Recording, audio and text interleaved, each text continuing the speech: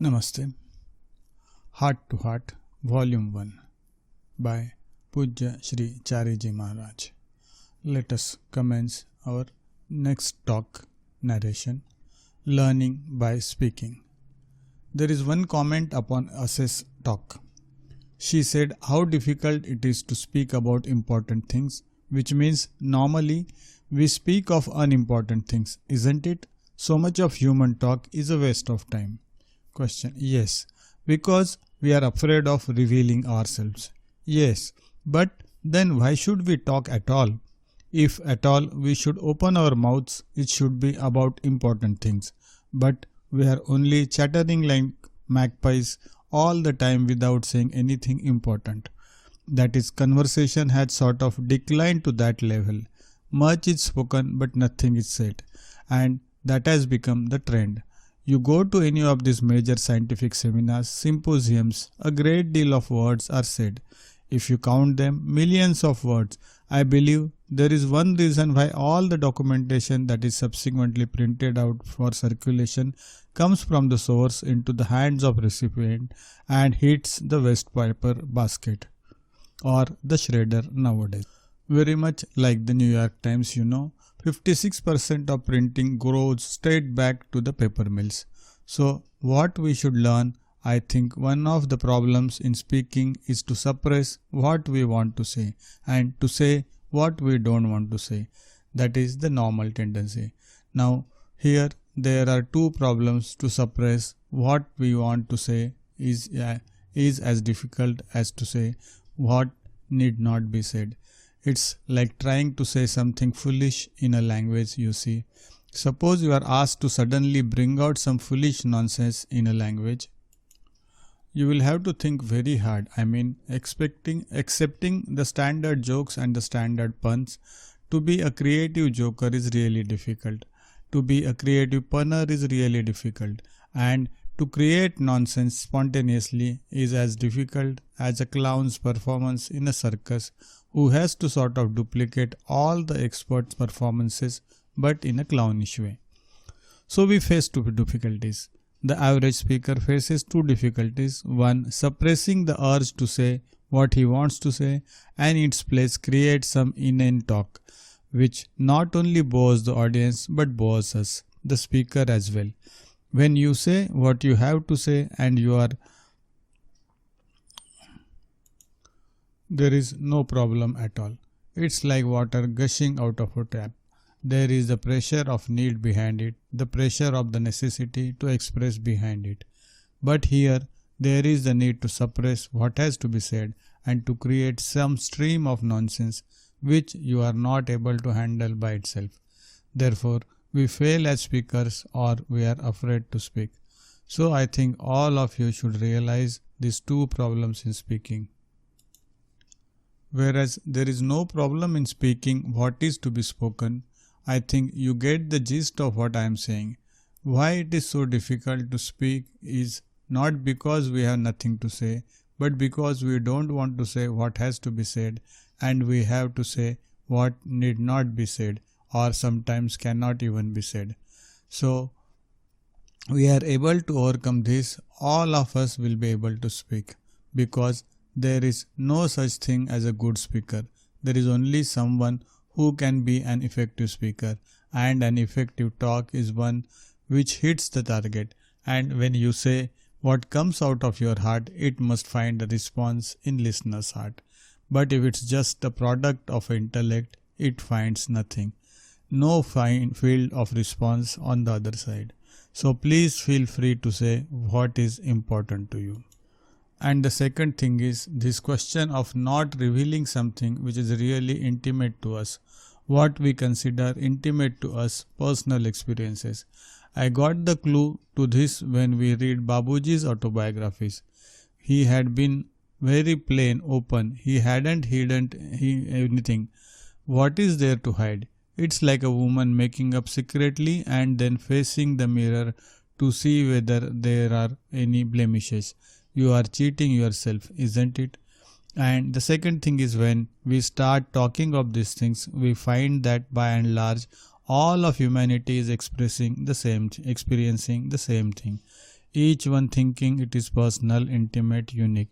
It is a unique in the sense that it has happened to you and not in a similar or exactly similar way to anybody else, but in no other way it is unique.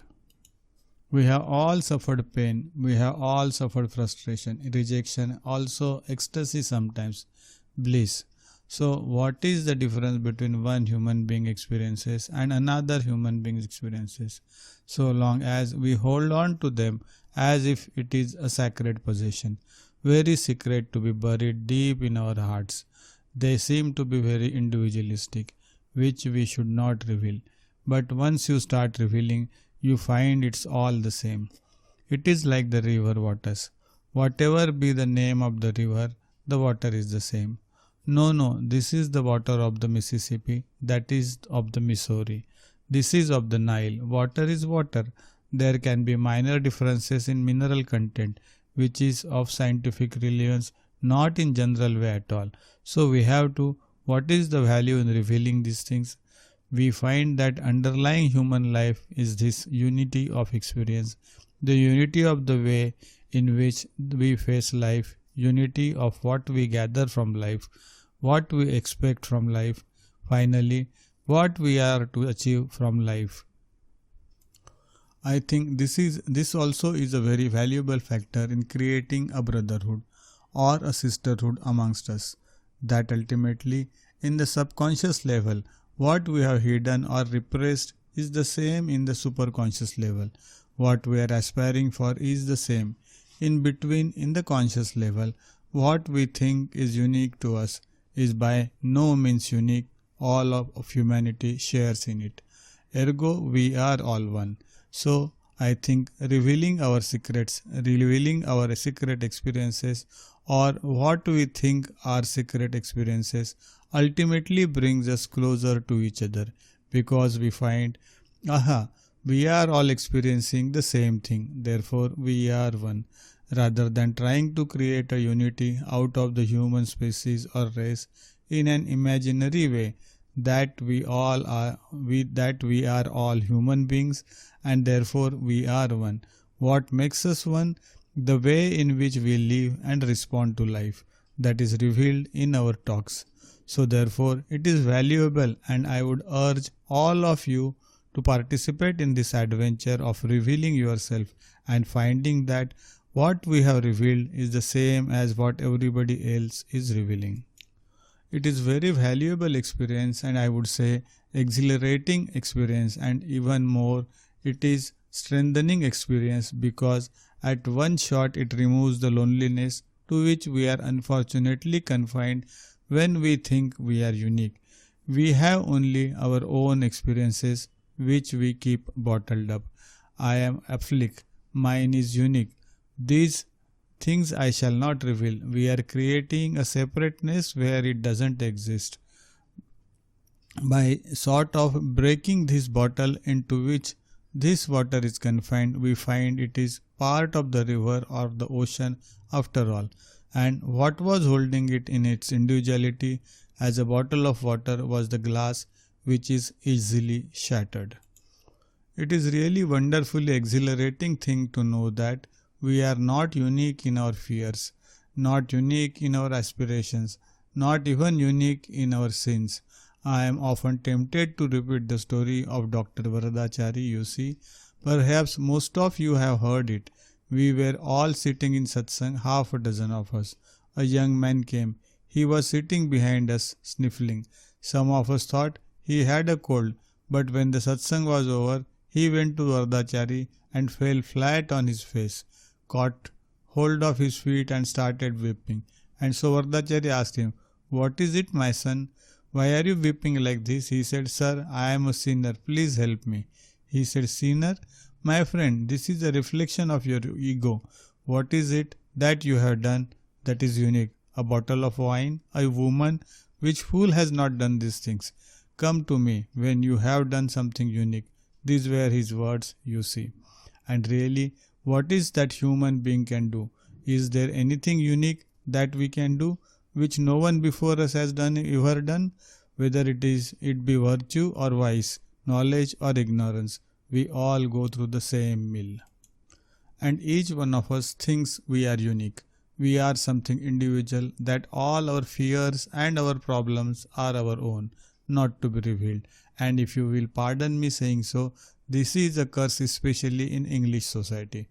The English are truly insular in this sense, that for them it has become almost a disease. Superficiality, they can exchange views about anything. Wonderful day, isn't it? Is a standard greeting. Beyond that sentence, few Englishmen will go, have a nice day.